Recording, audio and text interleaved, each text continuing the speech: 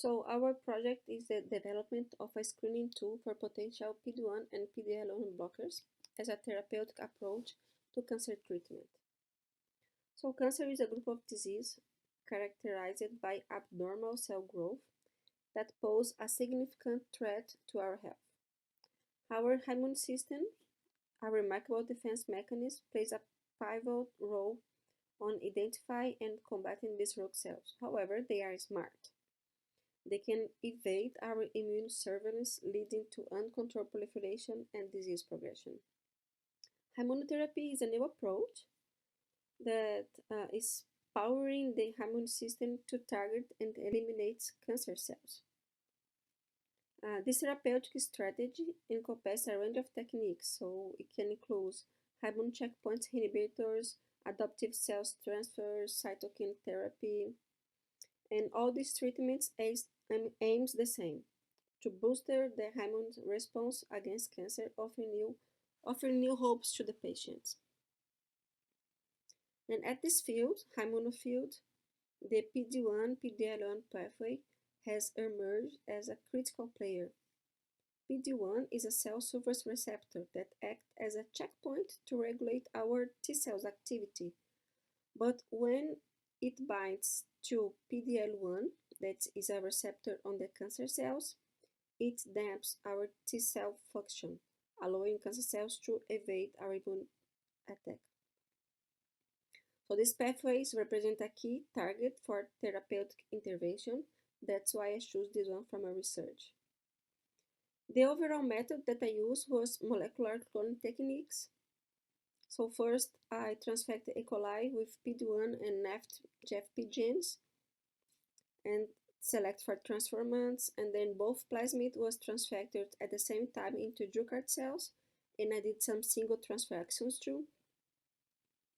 And the expression of the genes was done by flow cytometry for PD-1 and by fluorescence assay for the reporter construct, that is PD-1 plus NAFT-GFP. And my experiment had great results at the end, because you have to remember that we are talking about a molecular cloning project with only 6 weeks of duration of work.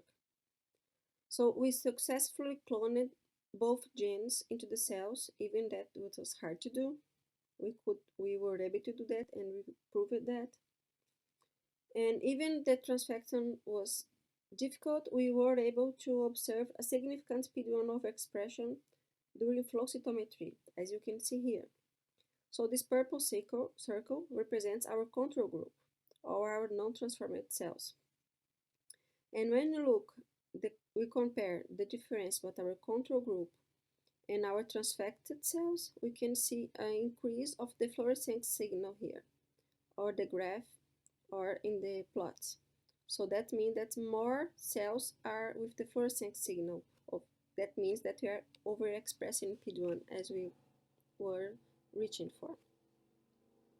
And at the same time, even low, with the low transfection rate that we got, we were able to see the expression of the reporter construct. So here on figure 3A and B, we can see the fluorescence cells. So we did prove and we did construct some reporter cell line for that.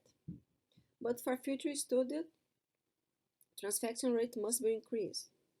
We have to try to transfect one plasmid maybe, and then stable the cell line, and then just there transfect the second one. We also need to improve our selection on cells, because for this study we had to use the same plasmid resistance, because we didn't have time to get another plasmid. So for future studies, selection must be increased using 2 different plasmids with 2 different antibiotic selections. And as a conclusion, the results demonstrate that this screening assay utilized to evaluate the functionality of PD-1 and anti-PD-1 antibodies is a promising tool for constructing a reporter cell line specifically designed for screening of PD-1 drugs. Thank you.